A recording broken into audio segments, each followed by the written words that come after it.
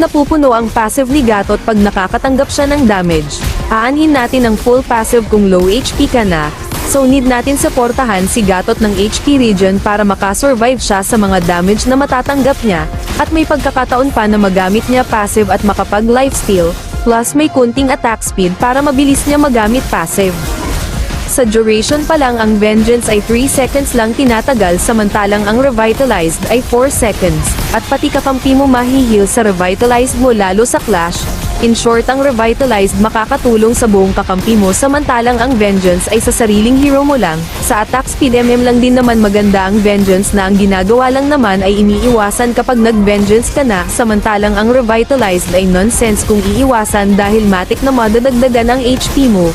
Tingin ko mas madalas nasasayang lang ang Vengeance. Isa pa ini-increase ni Revitalized ng 25% ang shield at HP regen effects plus sabayan mo pa ng Oracle na